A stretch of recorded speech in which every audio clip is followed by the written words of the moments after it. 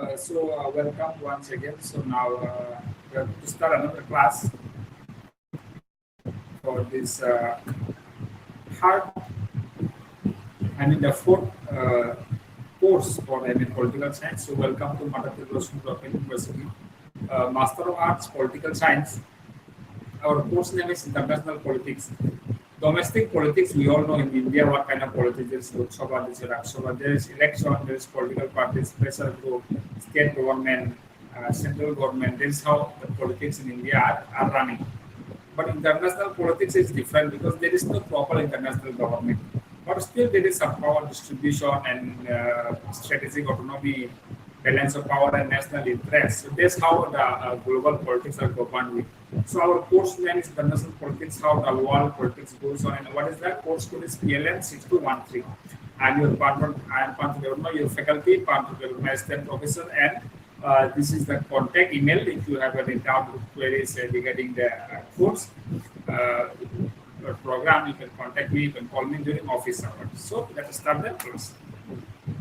So introduction, let us see today this block 4 unit 16 to 20 we are going to cover terrorism, national interest, national power, emerging order, arms and nuclear risks. Okay, so there is it is a very important topic. Terrorism, international terrorism is always there. You have seen like 26/11 in India, Taj Mahal attack, okay, or in New York that 9/11. Okay, so these are some examples of terrorism that has happened. What is national interest? What every country, what they try to secure for themselves, and what is power in international politics? What is the world order right now, and what is arms and nuclear issues? Means arms means basically this guns, tanks, and all these military equipments. Okay, so what are things happening? So block 3, what we have said is we talk about non-alignment movement. Bandung in 1955 was the origin in Indian leadership for peace. How India try to make as a sovereign countries, we want to implement our own policy. We don't want to take either of the sides. And respect for each other, territorial integrity, non-aggression. These are some points from non-alignment that the non-alignment groups wanted to implement. Also from block 3, we have discussed polarity. So before it was bipolar world, now it is multipolar world. Is it not? Bipolar means only two countries was the most powerful, like the US and the Russia, USSR. But now today's world, India and China is on a rise, and we are on a multipolar world, like US having power, China, India, Russia, and Europe. Okay, so these are some power centers which we can see now. Key themes what we are going to discuss with prioritize power interests and amid global flux. See, in the global politics, there is not going to be any stable. You cannot always expect a stable global scenario. Okay, there may be some issue ups and downs, but still, in that same manner, states are trying to prioritize some important things what they want for themselves. Those are like power and interest. So this is the introduction about what we will be discussing today and what we have discussed in the earlier class. So let us go ahead with the block 4, which is the last block, and the next session we will discuss eventually what will be discussed. So let us see from unit 16 you learn about terrorism. What is terrorism is a very important. I think not everybody has heard about this one after coming to master degree level. International call the notion for political change. So what is their demand is that they want something change, political change or power change. That is their idea behind. Okay. So these are not done by the government. These are not done by the state. These are just done by some other people, other group who is trying to bring change in the society. Okay, it can be any military group, military organization, or underground people. Okay, who are not identified. These are a group of people who try to bring violence. Like example, they may have a bomb blast here and there. This is just for reference, this picture that a car is blown up by the bomb. So these are some definition of terrorism. What are the types? Ideological jihadists, separatists, LTTs, state-sponsored. So ideology means jihadist is an ideology that have an idea that if they sacrifice themselves They have this is their success for them. So there is the jihadist ideology. Separatist is those who want to separate from a government, that kind of thing. Like if there is a, if I'm part of India, maybe not India, but some people who want to separate from some state or some organization, there's a separatist group. State sponsor means something, even the state or a country is sponsoring such kind of terrorism to happen so that it imbalances the opponent or another country. So these are the types of terrorism that we have seen. Global scale, see, as I said, 9/11 took 1,000 plus deaths, 100K, 1 lakh plus deaths in a hotspot, Afghan, Pakistan, Sahel. These are some hotspot and post 9/11. See, 9/11 is basically 2001. I think this is this American Twin Tower attack. After that, so still 1 lakh people has died due to the terrorism activity in the globe. In India, what happened 26/11? I think 2008. This Mumbai attack, Kashmir insurgency challenges. So in India, the most big example of terrorism is the Mumbai attack, Taj Hotel attack. We all know that. This on 26 November 2008, I think. Yeah. And the issue that we face from terrorism perspective is the Kashmir issue. You have problem with the Kashmir region. So those are some terrorism, the definition type of terrorism, what are the example in globally and what is India's context here in the terrorism. So what are the root cause of terrorism? Let's say ideology, poverty, guilt, occupation, perceived injustice. See, ideology means idea. You want your idea to be implemented, is it not? So everybody in the world, they have their own idea. I have my own idea. You may have your own idea. So same way, some other groups, they have their own idea. They wanted to others to listen to their idea. They want their idea to be implemented. So for that cause, they go to the extreme level and they terrorize. Terrorism is basically making people fear, making the government fear, so that their voice is heard. So that's called terrorism. Poverty, sometimes even when there is too much poverty, people are hungry, so they take extreme steps and they join terror groups and they continue this kind of terrorist activities. Grievances, then again some demand are unfulfilled, like occupation, perceived injustice. Okay, so whenever you feel that injustice has been done to you your whole life or your society, so you get angry over it. So some job problem or these things. So when you are angry with something, then also you do this kind of activities. So these are some causes of how terrorism can start. So how do they actually, what makes them possible to operate the technology? Technology is one of the very big reasons through which these connections are made. People are connected. Okay, so technology help from one place to another to connect to one another, to communicate to one another, and to take the step, pass the information, and even recruitment process. Through social media also, people post such kind of videos when people are influenced by it, then they become radicalized. They change their mind, and that's how they become. So technology is one of the reasons for terrorism. Funding, hawala, crypto. So funding is also the reason that there is a funding organization, because without funding they get the guns. So there is one very important factor when you're talking about terrorism. Funding is one very important factor that from where they're getting the money. State failure link with governance brings safe havens Taliban. So what we can also learn from here is that when there is weak, where the government is not strong, it brings that terrorist organization to function. Like example, Taliban. Okay, so there's a big example. Theories, clash of civilization, Hampton versus root grievances. So these are some of the theories that has come out, which says that it is because also some kind of clash of civilization. There is a mindset. It is already there in your mindset that I have to clash with these people versus the root grievances. So these are some of the theories. So these are root cause what we have discussed, what maybe the reasons of terrorism, how they are able to function, and how state is also responsible for the terrorism causes. So these are some of the reasons. So counter-terrorism, how do the state come up or the countries they try to come up with counter-terrorism? Okay, so with hard military strikes, drones, hawk radicalization. Hard means physical fighting. We try to combat them, we try to capture them, and we try to eradicate them. We try to finish them through military operations. Isn't it? This is the one most conventional way to finish terrorism is to fight with them or to erase their existence and strikes, military strikes.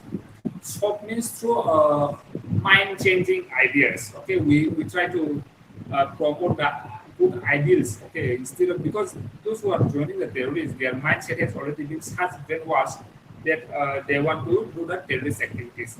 So to them, if you want to bring them back, what you can do is to re-examine them, to make them have a second thought, to have them imagine a second life. Means you can say the mind controlling. You try to convince them. You talk with them in a very logical discussion and decision, so that they can change their mind. Okay, so it is about teaching them morality today. So this is some strategy to finish the terrorism. Internationally, what people have done to internationally, UN National Security Council research in 1373 point. Okay, have activity blacklist for finance. So these are some resolutions and some blacklisting method how these people can be blocked or stopped. Internationally, this has been the effort to block them terrorism. India approached NIAU APA surgical strike 2016 and 19. So this is some activity how India has been trying to stop the terrorism. Okay, this is some laws and organization India has created to stop the terrorist activities. Challenges. Okay, human rights versus security balance. Now, if you know that they are terrorists, can you directly kill them? Can you directly bomb them and kill everybody? See, if you are killing them, you are basically kind of even violating their human rights. Or will you, for their human rights, can you risk other people's lives? Because those are terrorists, they will try to obviously attack the normal common civilians and their security, their life will be threatened. So how do you balance that? So you have to think in a way that you don't also violate too much human rights, and you should also compromise on the lives of the civilians. Okay, so this is a concept to have a thought about, to think about how to balance the terrorist and counter-terrorism activity. So here, what we have discussed is about the strategy, how we can actually stop it. Internationally, what people were trying to do for stopping it, and India's approach, what the laws and what activities India have done, and what are the challenges that are still there in countering the terrorism. So now let us just go through what is national interest. For Unit 17, our topic is national interest. We'll try to know what is national interest from the short video.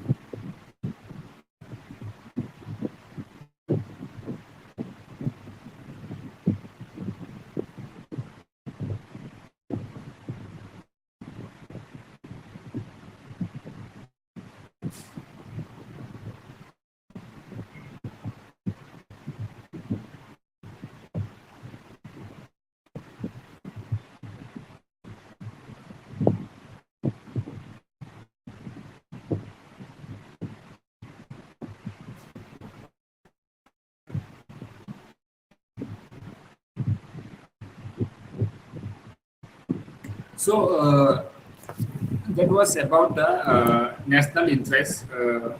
What is there in global politics, international politics? So definition: essential good for state, survival, prosperity, vital and measure.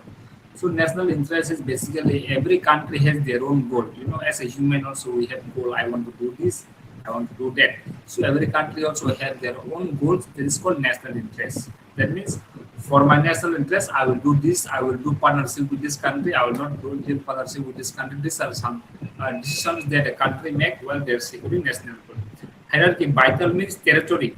Their territory is the most important for any country by area. Okay. Major means economy. Economy is the second importance when we come to national interest. And last is peripheral ideology, my country's ideology. What is your country ideology? If I ask you, you can answer from the India's preamble.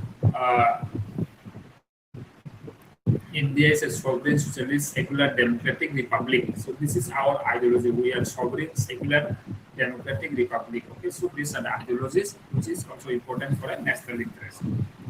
So, to a realist point of view, what we say is that national interest is the main driving force of a foreign policy. So, Morgenthau is one of the most prominent realist thinker in international politics.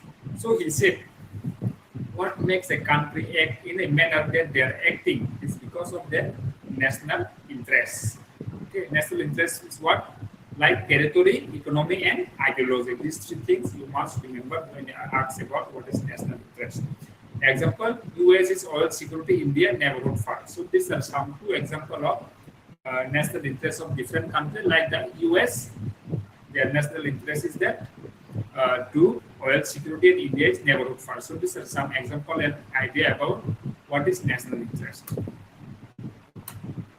So formulating interest, how do they formulate factor? Geography, okay. Our geography is the first important factor that can affect Himalayan border, history, partition, legacy. So these two we have in Himalayan region. So that place we don't need to much protect because we know it is very hard to pass. So there is one criteria how you can formulate your foreign policy.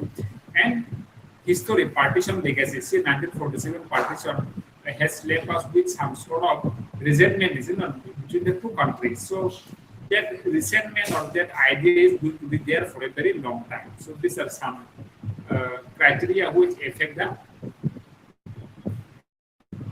national interest, geography and history. Actors, when you are talking about the national interest, who are the main actors? There is a leader, bureaucracy, public opinion, influence. The leader are going to ultimately take the decision, but they are always advised by the bureaucracy. Those who are working the secretariat, those who are working in the Indian foreign policy, they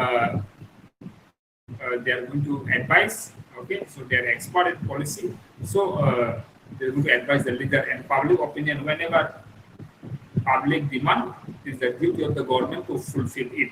If the government does not fulfill it, the people will not vote for them. So these are the some three things that always influence the national interest. Evolution, static quo plus dynamic example, climate as a new B.Tech. Now the things have changed. Before the B.Tech was mostly the what? If you remember from the previous slide, B.Tech was seen as a territory. But now we have changed. It's climate change is a new, very important hot discussion in the global politics now. So climate protection is one of the most important short factor as we have seen in today's world. So these are how the national interest has evolved over the times. Case, for the example, India Aegis policy for Indo-Pacific interest. So yes, for securing our Indo-Pacific region, India has talked about the Act East policy. Before it was Look East policy. Now we have Act East policy. So that we are going to focus on the eastern side of the India. That means this Southeast Asian countries also, Indonesia, Thailand, Malaysia, with these countries, we are going to deal more. Okay, east side, not the west. It means the Asian region also, as in general. So these are some ideas of how factor influence who are the actors and how it has evolved from classical traditional idea to climate as a new vital thought. Okay, and India as an Act policy. So national power. Let us now go to next unit that is called Unit 18, national power basic. What is power? So power is basically ability to influence outcome by a resource and will. That means when you are able to manipulate your result, that means you have power. When you are able to bring out good marks in the exam, you have that knowledge and that skill, that means you are powerful. So that means, yes, just for example, when you are able to bring the result as per your wish, then you will have that power. So ability to influence outcome by a resource or will, that is power. Tangible elements. So one of the things for India, what is the power that we have? Population is a very good because we have a very huge population, 1.4 billion. Territory, we have a large territory, economy and GDP is a growing source. So these are some elements which can be affected in any country. Basically, India, our population, our territory, economy, these are some important elements to be taken care of while talking about the national power by the India. So military, conventional army size, nuclear threat capability. So what is military power? If we talk about military power, it's one of the most conventional. Like how much guns do you have? How many tanks? How many bombs? How many nuclear do you have? These are some of the criteria to discuss whether you are powerful. So conventional, if you talk about military, how much army population do you have? That will be discussed. What kind of guns? How advanced are your technologies? Okay, how advanced is your cyber security? So these are some ways to discuss. And now nuclear capability is one of the major area. How do we judge the capability? Measurement index is like composite index of national capability. So to measure the national power, this is an index to measure it. So these are some national power and how it can affect a country. Intangible power, leadership. So tangible means basically which can be changed, but these things are more important is intangible, which cannot be changed so easily because leadership, we have charismatic Modi as a prime minister is abroad and strategic vision. So that is one very tangible, means strong power. It is a leader, national model. Unity, cohesion, post-colonially effect. So when the country is wholly united, we can take a good decision and our power become more stronger. Okay, so there is one more reason. National model means all unity. Diplomacy skill. We have alliances like Quad and soft power, yoga, and diaspora. Means when our people are always spread in all over the world. So we have a skill, and we are also joining a group like Quad. Okay, so we have soft power versus the alliances. So this is how will help us in having a strong power. India's strength: tech, talent, taxing, diplomacy, COVAX. Okay, so the minds of Indians are very much talented in technology, so to say, and we have a vaccine diplomacy which we have proven in the COVID-19. Okay, so these are some of the strong power that we have in the power in international politics. So power, how do we assess the power? How do you know power is this much or that much? So relative power, we have to check relatively with other countries like rival China is our rival, so to say, as per this. So we have to check how much GDP does China have, how much do we have, what is the power gap between China and we, India. So if you want to assess your power, you have to compare with the other country. How much they have and how much do we have? How much nuclear warhead, how many supersonic, hypersonic missile, how many missiles do we have, what generation fighter jet aircraft we have, what generation, fifth generation, fourth generation. These are the areas of comparison. Okay, we relating. Client formula: population plus economy plus military X, strategy X, will. So this is when you calculate all this together, you get the result according to client formula.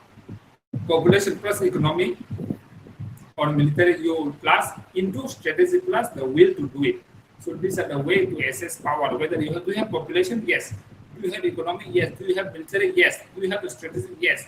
Do you have the willingness? Do you have the ability to act on it? So these are some questions that will be asked when you're talking about that power. Decline risk, internal division, corruption, error, power. So when you're talking about, yes, we are powerful, but what are the reasons that power may decrease is internal division and corruption. When you are internally divided between the people, and when there is a corruption, your power is down to go down. So this is our power assessment. Boost the reforms, make it India for self-reliant. So if you want to become more powerful in today's world, what is the strategy here? This is given as a reform in India. We should not be depends on the foreign countries, and if we are able to formulate our own products and our own self-independent, then we can make it in the power assessment area. So this is how we assess power. What kind of power do we have? How to measure your power? How your power can be decreased, and how to make yourself more powerful. Is a self-assessment. So what is happening in today's world? We have discussed in previous class also. Unipolar, that means US and 1991 to 2010, USA was the most powerful one. Okay, after the Cold War, USSR broke down, so America was holding the most power at that time, 1991 to 2001. But after that, G20 came, no single hegemony has come. Okay, so now we are a multipolar world with India and China on the rise, which we discussed in the previous class also. Power division, non-tech, non-state, tech giants and regional powers are coming up. Then these technology giants, those who are equipped with high technology advancement, and regional powers also coming up with different, like SAARC and Asian. These are some example of regional grouping and regional power that are coming up. Bipolar hit US-China strategic competition. So sometimes we can see that China is also, and US also try to maintain some strategic development, and there is a competition between the two. So this is the emerging order that we have right now. Unipolar to multipolar. Power division. Power has been shifted from government to non-government actors, like tech giants like Apple also can be, Microsoft also it can be, or it can be Tesla also from the Elon Musk. So these people are now holding the major power as well, and regional power, and bipolar also may happen. So these are some reality of politics in international politics right now. Driver of change. How do the things change in societies? Economic. BRICS GDP share is more than 40%. Okay, those are the Brazil, Russia, India, China, South Africa. This group has a more than 40% global GDP share, and there is a competition between BRI, Bell and Road University, and B3W. Okay, so there is a competition. So these are the things which make changes around the globe. Taken with the cyber, space, AI, arms race. So these things are going to decide your position in the world politics. Your cyber capability, your space ability, and your AI powered arms race. Okay. Demographic youth births in Africa, India versus aging West. So what we have seen is that in India and Africa, now the youth are in huge number, and the West are all aging population. These are things that can make change in world politics. Climate, resource wars, migration, reset, alliances. So climate is also a reason that is going to affect us and affect globe. And with the migration also, alliances can be shifted from one alliance to next alliance. So these are some of the criteria of how change can happen in the international politics. So implication, what can happen? Proxy war can happen. Power. What is that? So in today's world, what are the things can be expected is proxy war. Ukraine was a test. Alliance in flux. Okay, so proxy war is a fake war, not actually a real war, but a fake war. Yet you can expect. Ukraine was a test and alliance flux. So alliance may break and may fix again and again. So these are some global order. What we have seen, what we can expect in global politics in today's world.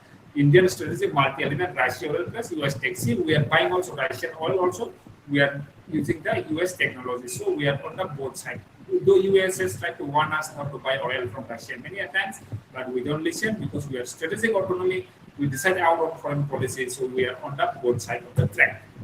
What opportunity do we have is that we can give vaccine to the global south and leadership in that. Those who are the poor countries, you can be the forward voice for all the poor countries. You can become a leader. So risk encirclement string of peers. So what is that? You should be careful. India as a nation should be covered for that. You should not get encircled by China, Pakistan, and down to Sri Lanka. If China is making all the presence in all these areas, so you may be encircled and you may be eventually there is a risk for you. So these are the things what we can expect in international politics today. In the last minute, what we have is the arm race dynamics. Arm race is basically military competition. Which country can have more military power? Conventional hypersonic drones, India, China, both are take. So these are some conventional hypersonic missiles. Means a missile that travel at the sound of a speed of a sound. So very speed. drone and India China both the technology is there. So that arm race is still there between India and China, drone and missile. Who can make more drone? Who can make more missile? There's a competition. Historically, Cold War parity model, today's acceleration. Historically, about the Cold War, there's an example. There was also a arm race between the two models. Drivers, distrust, nationalism, Rafale versus S-400 deal. So what makes the arm race more dynamic is that there is a distrust between the countries and nationalism tendency to protect and preserve our nation. We have both Rafale plus S-400 from Russia. Rafale is basically from, I think, France. So these are the reasons what make us go for arm race, distrust and nationalism. We don't trust somebody, so they might attack us. So we have to be prepared with this kind of things. Impacts fiscal state India 2% of GDP in defense. So what impact is the arm race is that yes, you may feel that you are strong and you are protected, but your money is also flowing. 2% of GDP is also spent on the defense. So these are some arm race, arms competition, military competition that has been happening in India and the world. So nuclear issue is there. 9 state NTP 1991 outliers is Israel. Okay. Non-proliferation treaty in the world itself, everybody is trying to reduce the nuclear power because the more nuclear power, there can be a high chance of destroying the whole world together. If the nuclear all come together and destroy one another. India status 1998, we have tested no fast use policy and energy wave 2008. So we have a nuclear, we have tested in 1998, and our policy will not first, we will never use nuclear policy on other first until somebody else attack on us. And deterrence credible minimum 150 to 200 warhead estimate.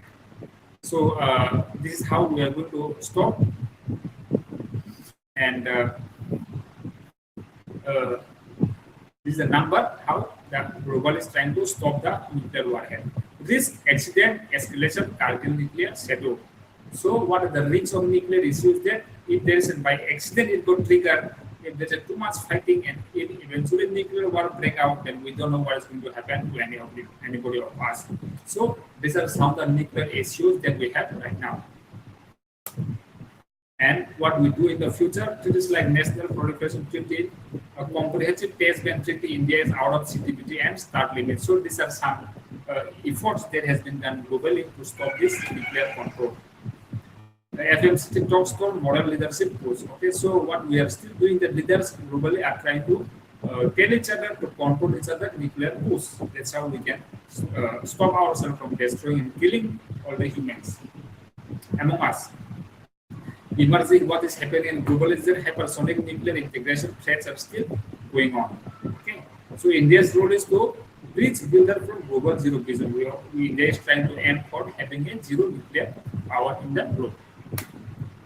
So that's all for this block. Block 4, we have highlighted what is terrorism, what is national power, and what is threat like arm race in multipolar world. What the threats that are there to be discussed. You go through the SLA, learn about all these things, and you are ready for the exams also. State must balance hard power and military power with strong diplomatic model to safeguard interests. So we should not only focus on that. In today's dynamic world, we should also have the military power, also the soft power like diplomacy and moral integration. So this is a relation to learn from there.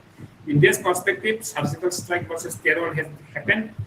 Credible minimum deterrence, that means we should not overdo the nuclear thing, and we have to be alignment with different part of the order. Okay, not single alignment but multi-alignment. So final thought, proactive of nuclear proliferation risks ensure sovereignty and global flux. So we have to be active and in stopping nuclear risks, okay, and to maintain sovereignty. So that's all. Thank you for joining. If you have any questions, you can ask. Otherwise, what is national interest in internal politics? In national interest, we have three types: vital, okay, core and periphery. Vital is territory. Core is okay. The periphery is the ideology. So we have three types of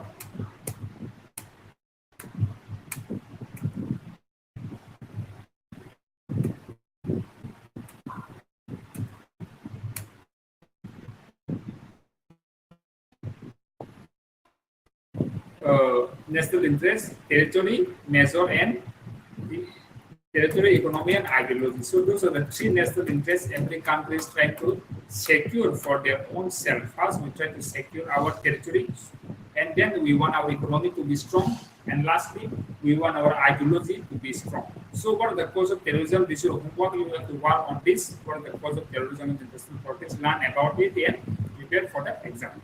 Thank you all for joining. I will see you in the next class.